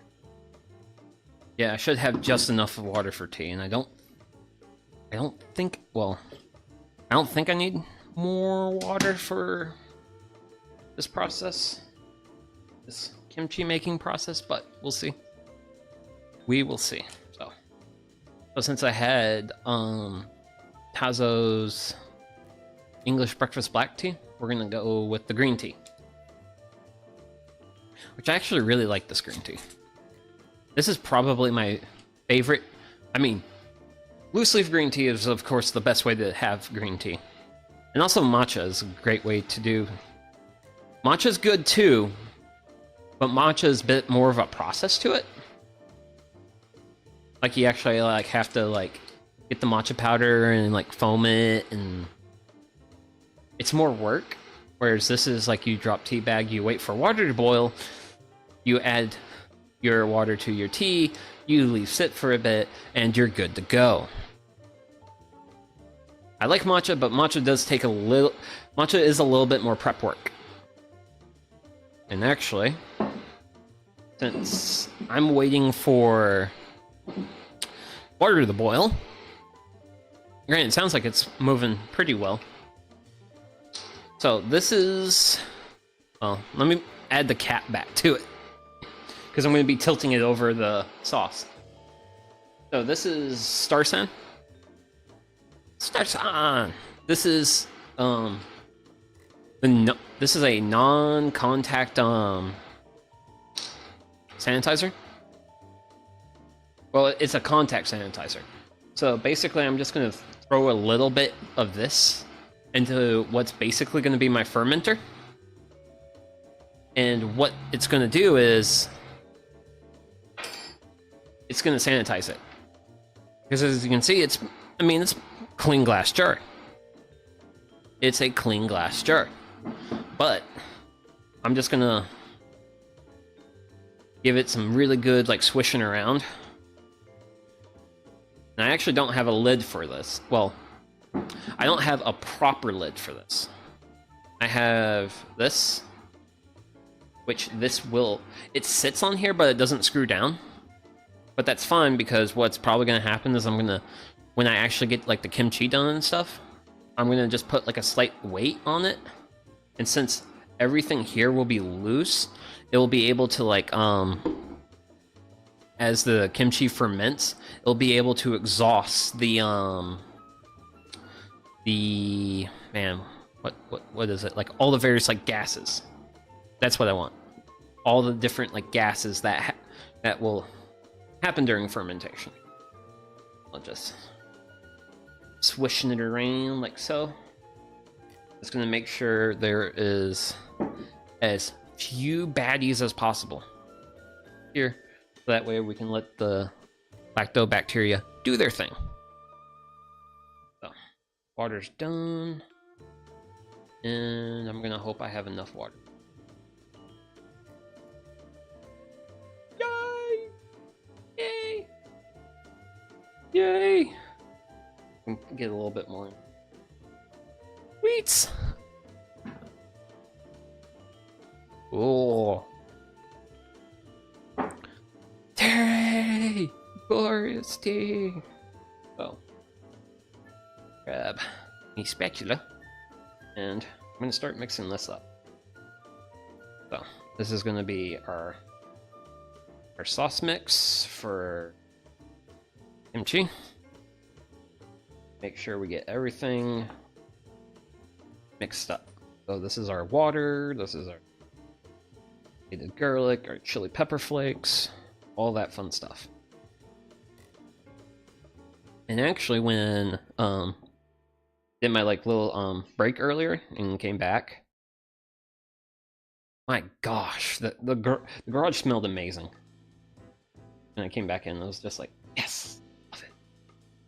I love it when I cook, whenever I like cook or like make something, and then I like leave the room to like do something, and then I come back and then it's like it smells amazing. Love it. Granted, there's also like times where like things smell the same for like a while. Like I made fried potatoes last night. Actually used some of the ones that I grew, that I harvested on stream, and yeah, those were good. But I also, when I woke up this morning and I left my bedroom and stepped into the house, I could still smell what I cooked for dinner. Granted, I don't have like the best like range hood, because like my range hood is like a filter type. It actually doesn't directly vent to the outside. Might be something I have to like work on at some point, which I don't think it would be like that difficult to vent it, because it's actually pretty easy for me to like I have a big attic at my house. Like I can actually like stand up in it, and it's not floored, so I'll basically be walking on joists the whole time, which is kind of not fun. But it's not like super hard to like work up there. It's not the worst thing in the world. So there is our sauce, and here is star of our show. So this cabbage from like earlier in the stream, yeah, it was very it was kind of stiff. It is definitely I definitely feel like it shrank. Yeah, it's definitely lost volume, which is good. So this is the basically this is our cabbage like brined, and I'm just stirring it because I can. Granted, I know I literally just took a break, but the fun part about what I have before me is, yeah, I have to. So if I did a little bit more,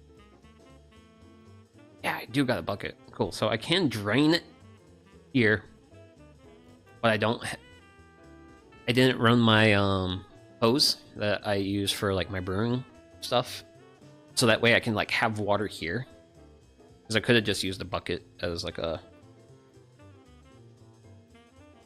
tea's a little still too hot. Okay, so I need to basically get this brine water out, and yeah, so basically our next steps moving forward is drain brine water, rinse the cabbage, because we kind of want to get that salt out. Then we're going to mix our paste with our cabbage, combine everything, and then it's going to go in the fermenter, and then it's going to sit there for a while. So I'm going to go grab a bucket.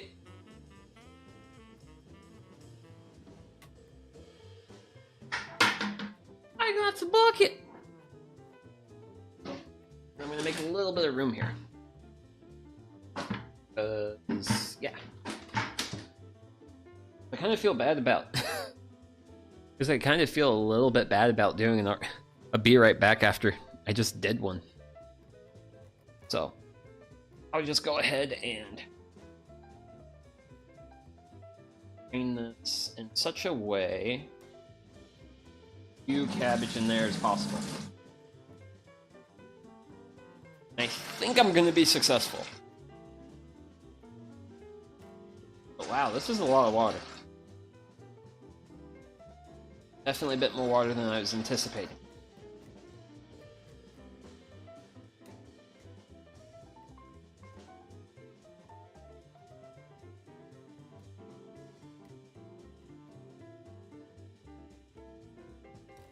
Woo! Okay. Oh yeah, like this cabbage was like I'm pretty sure we were close to the brim, and you can see that we've actually lost a fair amount of volume, and our water, our brine solution, larger pieces out. You can see we got quite a kind of color to it. It came from our cabbage, so our cabbage has definitely been reduced down. It's definitely smaller, well, reduced in volume. That is a really good sign that we actually did a pretty decent job of getting the water out of the cabbage. So I'm gonna go ahead and throw on the be right back screen, because I gotta rinse this. I gotta rinse this in at least like 3 changes of water. So I'm gonna rinse the cabbage, and I'll be back, and then we can actually like combine everything together, and then we're good. Then we're in like the home stretch. So just give me a bit to rinse some cabbage.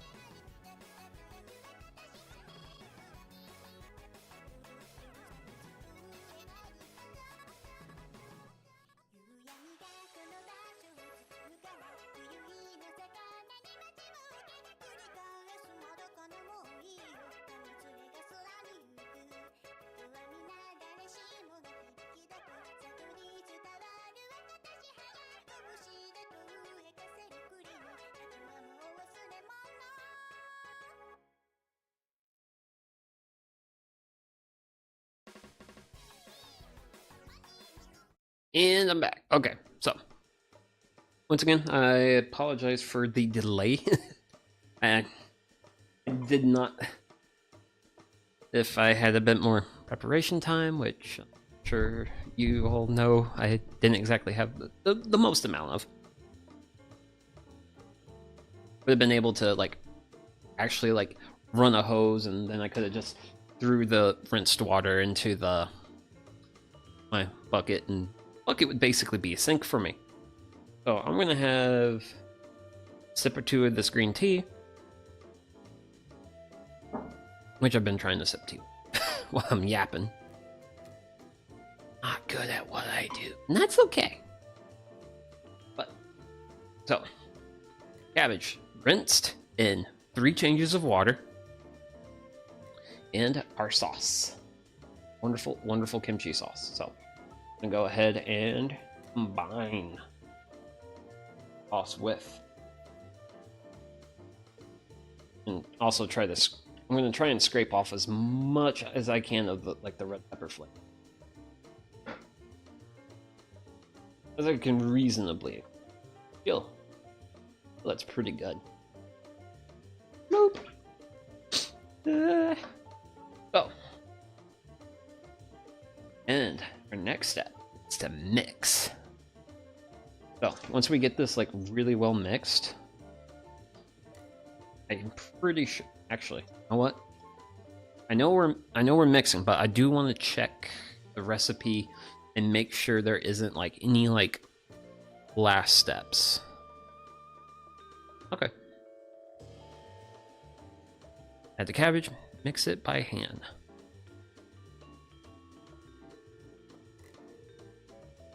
Into, yep.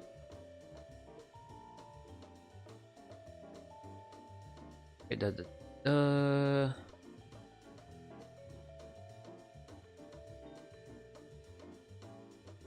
okay. Cool.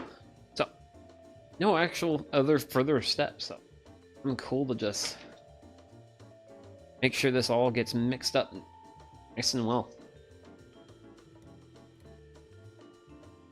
And this is gonna like be like a really nice looking side dish. If the cabbage's color holds up, this is gonna be nice. Because it is kind of nice to have it like contrast, like you got like the purple of the cabbage combined with like the green of the green onions.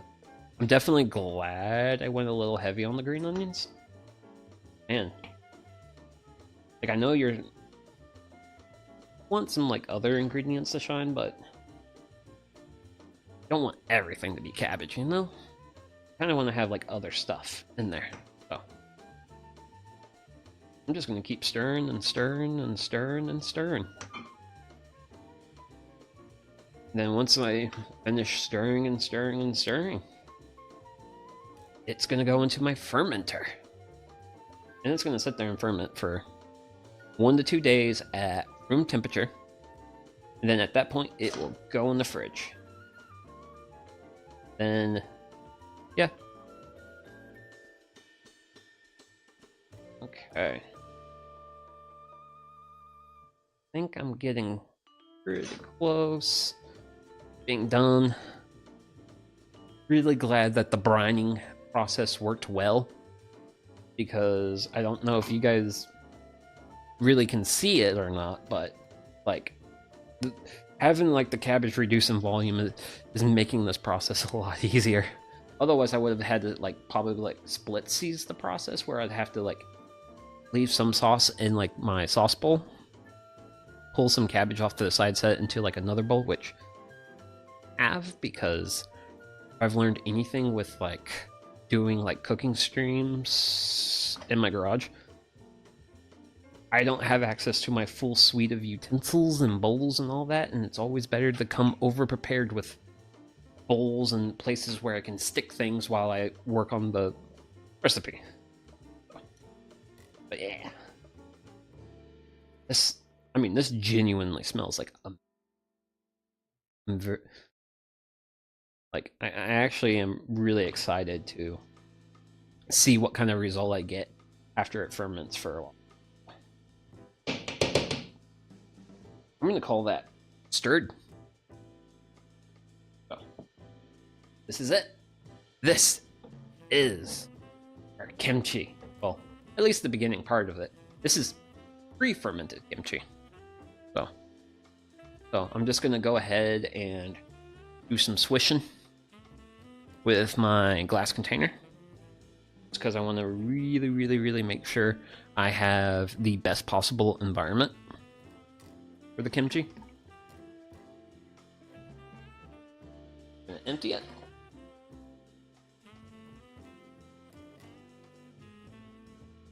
The sanitizer out as possible because, yeah, fermenting needs stuff to work. So then,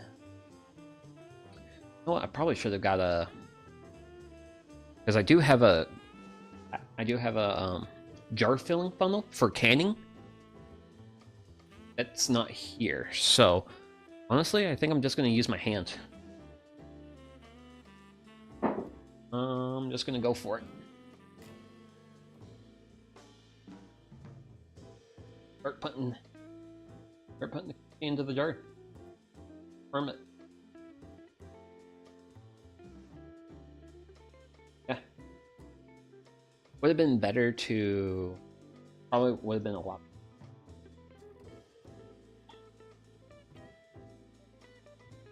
Gosh. Hand funnel. Because then I could have just like funneled it in there, but I do know one. You. Whoop. Hey now. I don't want to have too much kimchi hit the desk.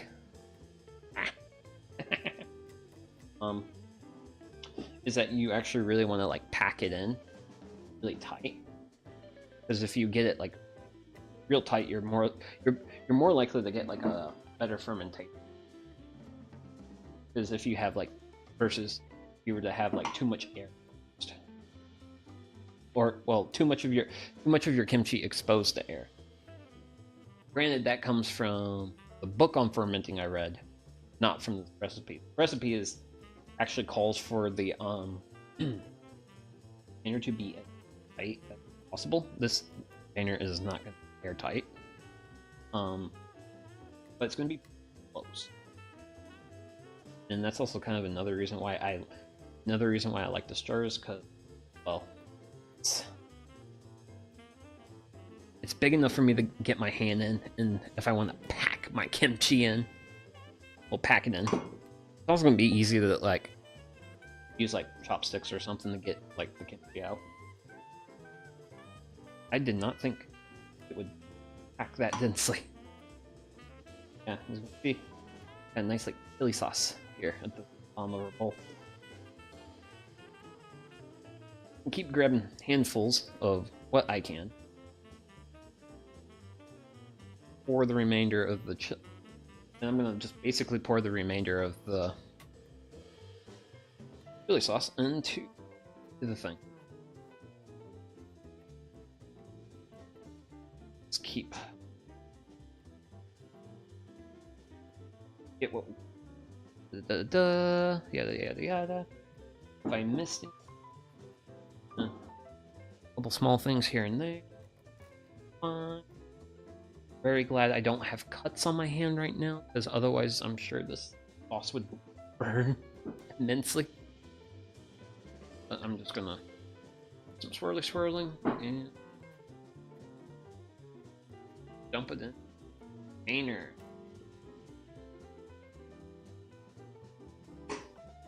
Basically, make sure to get the stuff in there, because in the book I read for making kimchi, you ideally want as much of your kimchi as possible to be under basically a layer of water. So I'm gonna be real thorough about getting this in here.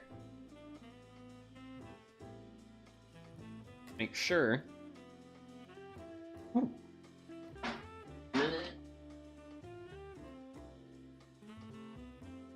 get a chunk of all those pepper flakes and stuff. But yeah, so, you have pretty good. Ooh, yeah, hella good. That's there. But yeah, boom, jar, cabbage, radishes, green onion, pepper flakes.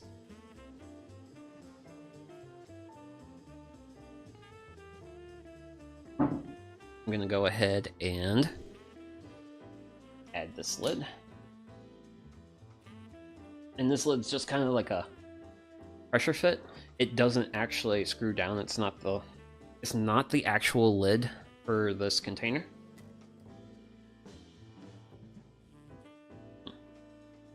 Give me a minute. I want to have the money shot. Stop. Yeah. There we go. That's kimchi. Oh, well, should be kimchi. It's not kimchi yet. Let me.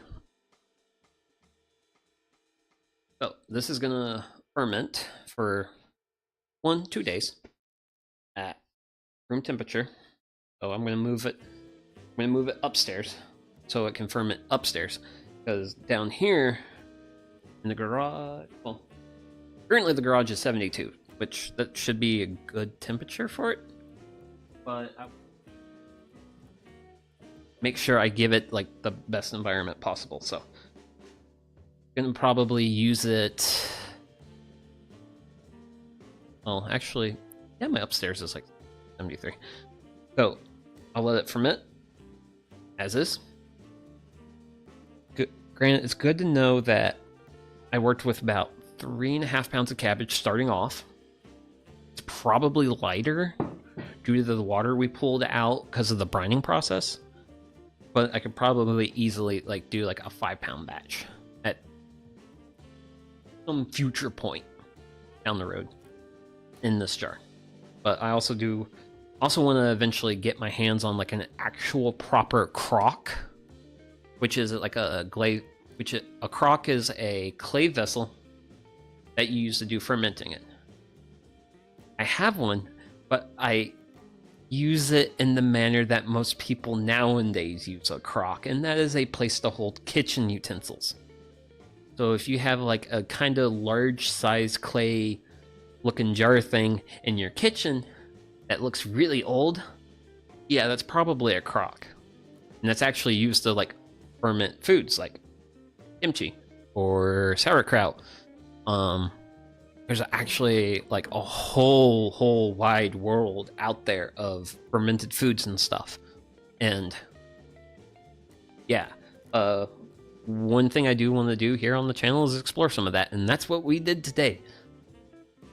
We made kimchi. Don't know if it's going to turn out well or not, but hey, time will tell. First time for everything. So with that, I'll go ahead and bring today's stream to a close.